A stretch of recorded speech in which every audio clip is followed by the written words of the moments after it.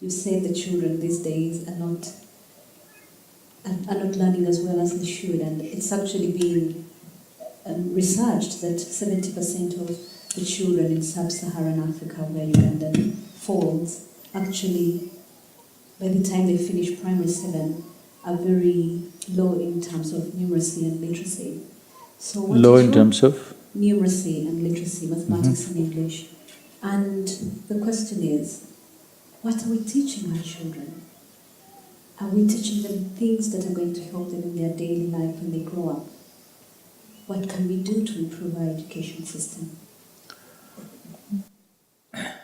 I think our idea of what is your ability to count or what is your ability to use numbers, I think it's very skewed. People think only if you can solve a sum on a paper, you know it.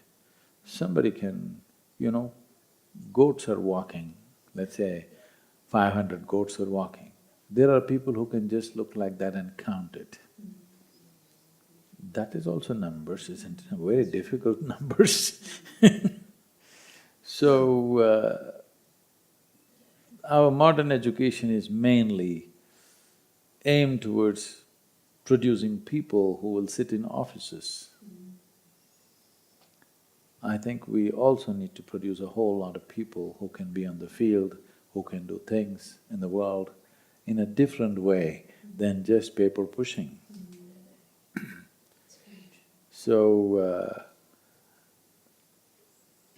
I think right now the education system is trying to put everybody through the same hoops without having any sense of what is a particular child's aptitude. There is no system to gauge aptitude. Everybody is put through the same things, and if you're not able to do a particular thing, you get branded as a dull child. I must tell you this maybe.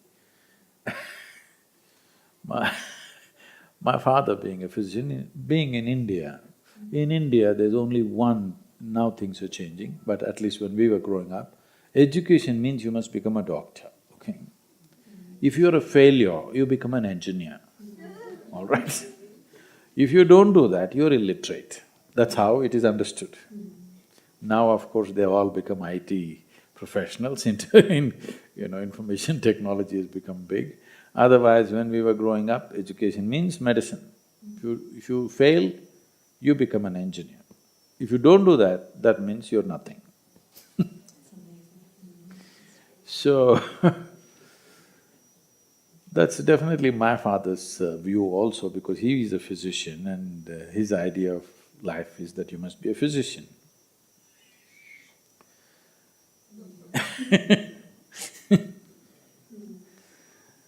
So, when recently it happened a few years ago, a group of doctors from Atlanta in United States, they were visiting the place where I grew up, where my father still lives. I did not know they were visiting that town. About 30-40 of these doctors were touring there, and they wanted to go and see my father without telling me. So I would have warned them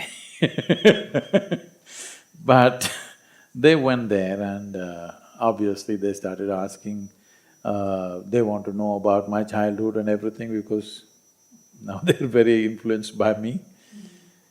So they went and asked my father, we want to hear as much as we can about Sadhguru's childhood. So my father thought about it, and he's 94, and he said, he was such a dull boy, but now he's somehow become a genius. I don't know how this happened.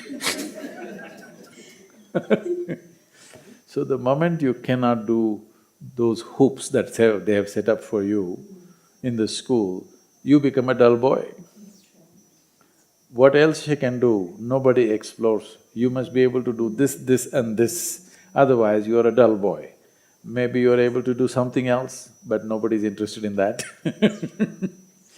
So, I think, especially in a rural scape like this, allowing children to explore many things and teachers paying attention to the children as to what is their aptitude and accordingly guiding them would be far more useful than just giving this thing that everybody is going to dress in a certain way and go sit in an office.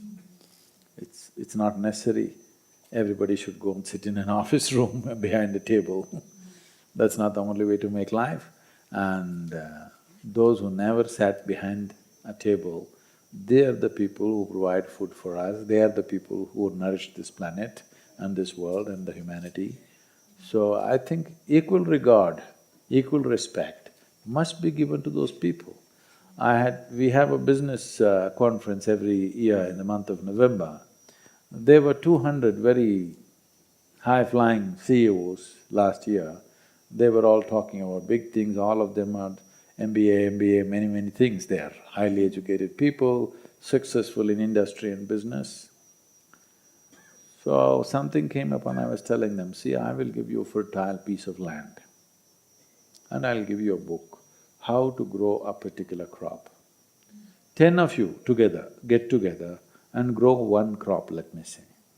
You cannot, because it takes a completely different kind of intelligence, attention and application to take food out of mud, Takes a lot. It's a certain intelligence, it's a certain education, but somehow we have made it like if somebody is working with the soil, he must be uneducated. If somebody is suited, booted and sitting behind a table, he's educated.